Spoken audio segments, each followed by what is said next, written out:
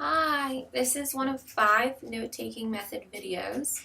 The first video I wanted to talk to you about the Cornell style method, so the Cornell note-taking method.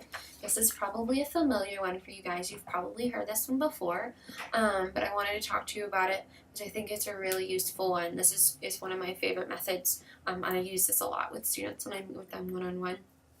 So the basic format of this is that it's divided into 3 big sections. So you have this column here, you have a big section down here at the bottom, and then you have this much larger notes section.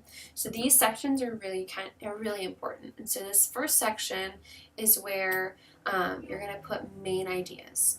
So this can be anything from a term, it can be someone's name, a date, a theme in a class, a theory, anything like that. Something you want that short, simple little blip, whatever it is.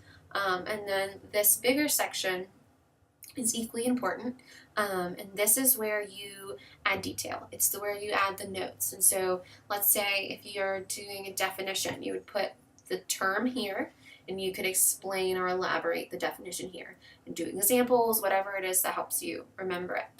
This third section down here at the bottom is the spot for your summary. So the summary isn't always necessary, but it can be really important when you have a lot of notes and you're trying to figure out what it is that you're trying to find. So you just have that brief summary at the bottom, so that's helping you locate things quickly. And it also is a section that you can use to reinforce concepts or ideas, and it really just provides an overview of that page for you. Something I've seen students do is they don't summarize every page, but they'll summarize the end of every chapter or something like that. I really like this method because I think it's really useful in a lot of ways. It's not necessarily always useful when you're taking notes in class. It can get a little complicated, a little messy that way. But I really like it as a note-taking tool when you read. So if you have a textbook, you have to read the textbook. This is especially true for psychology classes and things along those lines that have a lot of terminology to memorize. Can also be appropriate for, maybe a biology class where you have a lot of terms, a lot of things to remember they're going to be tested on later. So what you can do is if you're reading in your chapter and you come across a word that you know that you're going to need to remember, like a definition of a word, you can put the word here and then elaborate on that definition over here. Right? So this is really useful because then you can fold back this section and quiz yourself. So you're actually making your study tool as you go, which is really, really cool because you're cutting out that middleman. So you're not going to waste a whole lot of time making, flashcards or something like that to help you study.